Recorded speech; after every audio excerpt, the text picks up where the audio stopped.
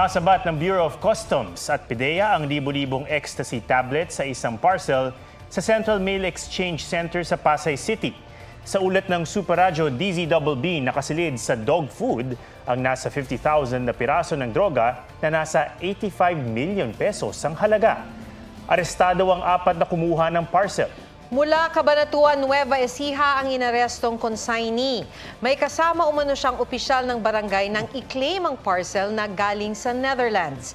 Patuloy ang investigasyon at ang pag-iimbentaryo sa nasabat na droga. Bukod sa Kamuning Flyover, isa pang tulay at flyover ang dadagdag sa mga kukumpunihin sa EDSA. Posible raw yan na umabot sa tag-ulan at Kapaskuhan. Para maagapan ng matinding traffic, may mga paraan na raw na pinag-aaralan ng Metro Manila Council. May report si Joseph Morong. Bantay sa gabal. Sa gabal pa yan. Ayun ang daanan. Ang laki-laki oh. Nanggagalaiti ang ilang tindera sa mga karinderya sa Scout Madrinian sa Quezon City na mag-operate doon ng MMDA. Ito ang nagiging cause ng traffic eh. Pag may kakain, nakaparada dyan. So kung walang tindahan dito, walang paparada dyan. Pumalag naman ang mga sakay ng sasakyang ito. Itinapon pa ang ticket na inisyo ng MMDA. Pag nag-renew siya na sasakyan niya at hindi niya tinubos, hindi siya makaka-renew ng lisensya niya. Sa kabuuan, 17 motorista ang natikitan, 5 sasakyan ang hinatak. Hindi ito kalayuan sa kinukumpuning EDSA Kamuning Flyover. Ayon sa DPWH-NCR, sisikapin nila na matapos ng mas maaga itong EDSA Kamuning Flyover para lumuwag-luwag naman ang daloy ng trapiko. Dahil 2 tulay pa ang nakatakda nilang kumpunihin bago matapos ang taon. Sa pagsasaayos sa gitnang lane ng Magallanes Flyover sa Makati-Pasay border na sisimulan sa susunod na linggo, posible nitong maapektuhan ang mahigit 160,000 na motoristang dumadaan mula 6 a.m. hanggang 8 p.m. Kukumpunihin din ang Guadalupe Bridge sa pagitan ng Makati at Mandaluyong, mahigit 143,000 na sasakyan ang dumadaan dyan mula 6 a.m. hanggang 8 p.m. Kaya bago isara, gagawa sa Agosto ng temporary bridges. Pag natuloy, 3 repair sa EDSA ang magsasabay-sabay na posibleng umabot sa tag-ulan at Kapaskuhan. Kaya ang Metro Manila Council pinag-aaralan din ang pag-a-adjust ng mall hours para makaluwag-luwag sa trapiko. Gaya tuwing holiday season, imbes na hanggang 9 o 10 p.m., gagawing 11 p.m. o hanggang madaling araw ang mall hours. Ito isang bagay na papag-usapan at papag-aralan. Kasama rin daw sa pag-aaralan ang inaasahang mga pagbabago sa klima sa mga susunod na linggo at buwan. Joseph Morong, nagbabalita para sa GMA Integrated News. Kung kailan pa naman mainit ang panahon, ang isang komunidad sa Taguig ang pinutulan ng supply ng Manila Water dahil hindi umano nakakabayad. Narito po ang aking report. Ginawang bathtub ng isang pamilya sa Coronadal City ang sidecar ng kanilang tricycle. Fresh pa ang tubig mula sa spring. Pamawi sa matinding init ang pagtatampisaw sa tubig o kaya'y paliligo ng ilang beses sa isang araw. Pero habang mailap ang ulan na pupuno sa mga dam, magtipid daw muna ayon sa DENR. Pinagbawalan muna ng DENR ang mga golf course sa paggamit ng tubig mula sa mga water concessionaire. Ito'y kahit may sariling imbakan ng tubig ang karamihan sa mga golf course. Hindi lang naman yung golf courses yan, mayroong mga gardens, paglinis sa clubhouse, etc. etc. Sana ay tumulong sa pagtipid ng konsumo ng tubig.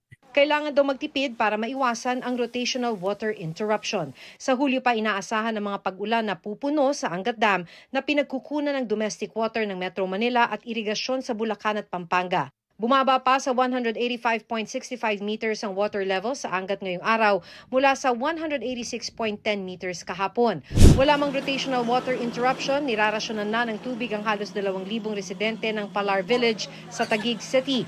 Pinutol ng Manila Water ang supply sa kanilang lugar dahil sa mahigit 5 milyong pisong utang ng kanilang People's Organization na Inner Port Neighborhood. Ang grupo ang natokang maningil at magbayad sa Manila Water dahil naka-bulk metering pa sila o walang kanya-kanyang metro.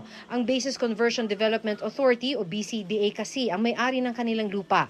Tinatayang doble ng singil ng Manila Water ang singil sa kanila pero hindi pala na ire-remit ng Inner Port Neighborhood ang bayad nila. Nagbayad sila ng 650,000 nung nakaraang linggo. Pero ang sabi ni Manila Water, Kapitana, is not enough na para po i-reconnect ulit. Sinusubukan pa naming makuha ang panig ng grupo pero hindi pa sila nagbibigay ng pahayag. Dahil naman sa mainit na panahon, wala nang lumalabas na tubig sa poso sa Mangaldan, Pangasinan. Iniinda rin ng ilang taga-Kalasyaw ang supply ng tubig. Halos wala raw silang magamit lalo na tuwing peak hours. As in talagang walang magamit. Minsan mineral na lang. Ayon sa Water for Kalasyaw, inaayos na nila ang mga linya ng tubig. Apektado rin daw ang pressure ng tubig tuwing may power interruption. Gumagawa kami ng mga preventive maintenance.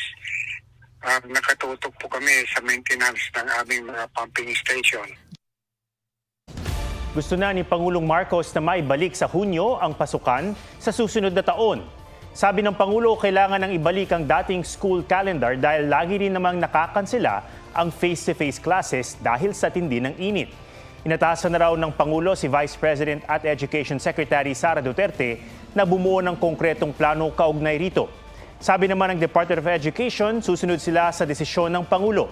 Para sa school year 2024-2025, sa July 29 magsisimula ang pasukan sa mga public school at magtatapos sa May 16, 2025. Nahulikham ang pagnanakaw sa isang butika sa Iloilo City. Sa kuha ng CCTV, makikita ang pag-angat ng roll-up door at ang paggapang papasok ng magnanakaw. Dumiretso siya sa kaha. Nalimas ang mahigit 50,000 pisong kita ng butika. Inaalam pa ng pulisya kung inside job ang nangyari dahil tila kabisado ng suspect ang lugar.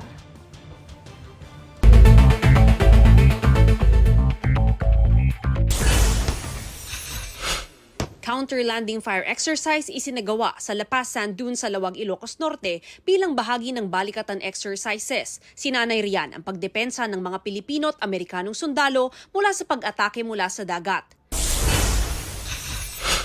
Chibog Tourism, isinusulong ni Pangulong Marcos. Panawagan ng Pangulo sa mga Pinoy, tumulong sa paghikayat sa mga dayuhan na bumisita sa Pilipinas at subukan ang mga pagkaing Pinoy.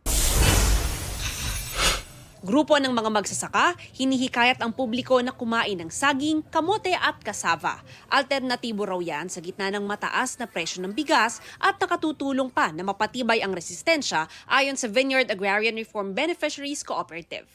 Mav Gonzalez, nagbabalita para sa GMA Integrated News.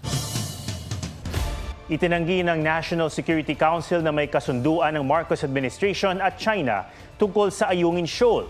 Tinawag ng NSC na fake news ang pahayag ng Chinese Embassy tungkol sa kasunduan na pinasok umano ng AFP Western Command at aprobado ng NSC at Department of National Defense. Nauna na itong itinanggi ng AFP, DND at Department of Foreign Affairs. Napansin naman ng Philippine Coast Guard na nagbibitiw ng mga mapanlinlang na pahayag ang China tuwing ginigipit nila ang mga barko ng Pilipinas sa West Philippine Sea. Nitong nakaraang linggo, ginamitan ng China Coast Guard ng water cannon ang mga barko ng PCG at BIFAR sa Bajo de Masinloc. Sa kabila nito, sabi ni Pangulong Marcos, hindi gagamit ang Pilipinas ng water cannon. Wala raw intensyon ng Pilipinas na manakit o gumawa ng anumang opensiba. Tuloy raw ang mga diplomatikong paraan para madepensahan ang karapatan ng Pilipinas.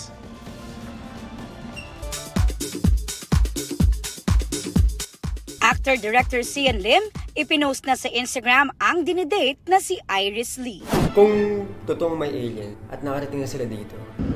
Ang out-of-this-world dance steps ni Marian Rivera bilang si Alien Grace napanood na sa My Guardian Alien. Cinemalaya Philippine Independent Film Festival entry na balota ng GMA Films and GMA Entertainment Group, pagbibidahan ni Queen of Primetime Marian Rivera. Na-excite ako dun sa character at iniisip ko kung paano ko siya isasabuhay yung buhay ni Emmy. Kasi talagang napaka-tough. Tapos may pagkakomedyante. Tapos grabing prinsipyo niya sa buhay. Alden Richards pinirangalan bilang Box Office King ng Box Office Entertainment Awards para sa pinagbidahan at produce niyang pelikula na 5 Breakups and a Romance. I share this award, to all the people who have been part of 5 Breakups and a Romance. Jillian Ward, hot and cool sa pag-flex ng kanyang shooting skills. First ever fan meet ni Queen of Tears star Kim Ji-won gaganapin sa Hunyo sa South Korea. Lisa ng Blackpink, may surprise appearance sa international car racing event sa Amerika. 17 is Right Here album ng 17, nakamit ang highest first week sales of any album ngayong 2024 ayon sa Hanteo chart. Aubrey Carampel nagbabalita para sa G.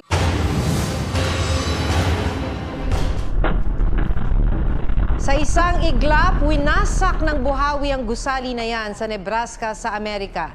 Ayon sa local media, nasa loob pa ang ilang empleyado ng gusali nang tumama ang buhawi, pero lahat naman ay nakaligtas. Isa yan sa 19 na buhawing sumira sa mga bahay at gusali sa Nebraska, Oklahoma at Iowa. Isang nasawi.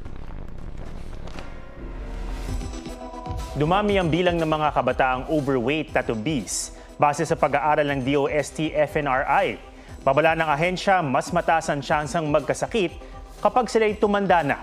Ang tip talk para maiwasan ito sa report ni Katrina Son. Mahilig daw talaga ang kumain ang 14 na taong gulang na si Vince. Lalo kung masarap ang ulam, di raw niya mapigilang mapa-extra rice. Panay kain lang po eh, kapo lumalaki din. Pero wala pa raw sa isip niya na magbawas ng timbang. Mahirap po pumayat kasi po nagugutom mo po. Hindi ko po matiis, hindi kumain. Si Mami Maria naman, nasasaktan daw tuwing nagiging tampulan ng tukso ang 10 taong gulang na anak. Sa eskwelahan po, inaasar daw po siya ng, yan, baboy, taba, ganyan po. Sinasabihan ko lang po siya na huwag ka maapektuhan sa kanila. Ang isipin mo na lang, mataba ka kasi malusog ka. Ang dating maliksi at mahilig sumayaw na si John Lane, Christine Manabas, nadagdagan daw ng 20 pounds ang timbang nang mawala ng physical activities. Biglang shift ng pandemic, wala pong magawa sa bahay. So, parang nasobrang drained po ako noon that time. Sa 2021 Expanded National Nutrition Survey o EENS ng DOST-FNRI, lumabas na dumami ang mga kabataang edad 10 hanggang 19 years old na overweight at obese. Sa naturang pag-aaral, mas mataas daw ang posibilidad ng kalalakihan na maging obese kumpara sa mga babae. Mas marami rin daw ang overweight at obese sa mga syudad kumpara sa mga probinsya. Or nakakabahala po itong percentages na ito. Kasi kapag nadala nila ang pagiging obese or pagiging overweight sa kasunod na life stage at kasunod na adulthood, mas prone po sila na magkaroon ng non-communicable diseases like diabetes, hypertension.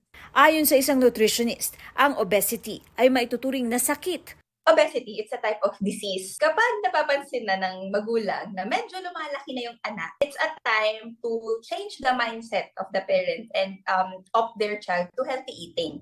Paalala ng DOST-FNRI, kailangang simulan ang paghahain ng masusustansyang pagkain sa ating tahanan. Panatilihin din daw na physically active ang mga kabataan. At iwasan din ang pagkain ng mga maalat, matatamis at matataba. Katrina Son, nagbabalita para sa GMA Integrated News.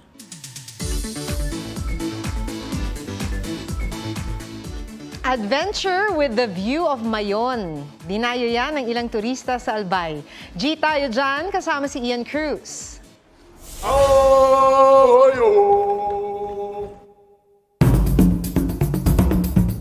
Sino ba naman ang aayaw sa bakasyon na ang view ang magayon na Bulkang Mayon? Pero di lang yan dahil sa paanan nito, adventure ay sure na sure. ATV rides sa Black Lava Trail at Skydrive Combo Trail. Ito ang hindi pinalampas ng freelancer at content creator na si KJ Valenzona na dumayo mula pa sa Cebu. I only get to see Mayon sa Hekang Cebooks namin during elementary and sa IG feed ko. I was with my friends, parehas kami lahat ng mga first-timers. Grabe yung mangha namin nung nakita namin si Mayon. Magang sinimula ni na KJ ang pamamasyal at di sila nabigo. May off-road at highway drive sa Black Lava Trail patungo sa border ng danger zone at doon makikita ang lava na naging igneous rocks. Pero huwag mag-alala, may safety briefing muna bago lumarga. Completely off-road naman sa gubat at ilog sa paligid ng Mayon ang offer ng Skydrive Combo Trail. High view baka mo! Sa Kitinday Hills, mag-hike na kayo. Daanan din ang Daraga Church. pati ng side trip sa sikat na Cagsawa Ruins. It's offering the lush volcanic landscapes talaga. It's giving premium Philippines talaga ng atake. Ian Cruz nagbabalita para sa GMA Integrated News.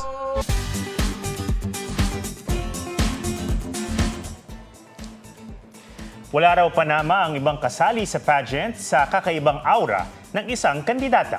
Agaw eksena na sa kanyang sports attire, napatawa pa niya ang manonood pati ang mga hurado. Pusuan na yan sa report ni Oscar Oida. May nag-taekwondo, may racer, pero itong billiards player, nilaro ang laro. May facial expression ang bawat tira.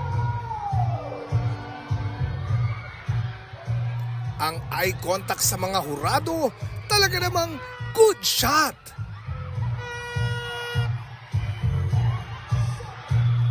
Kaya ang judge na si J. Lord sa Plagyo, sa linay ng Takay 2024 pageant na ito, agad na pa-video.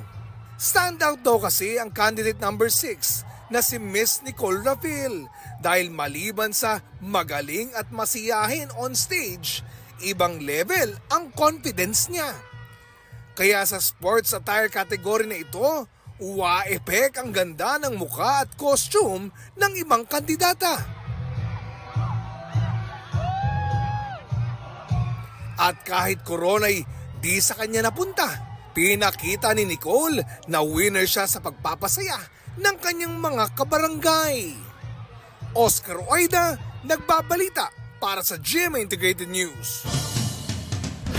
At yan po ang State of the Nation. Ako si Ato Maraulio para sa mas malaking misyon. Para sa mas malawak na paglilingkod sa bayan, ako si Maki Pulido. Mula sa GMA Integrated News, Ang News Authority ng Pilipino.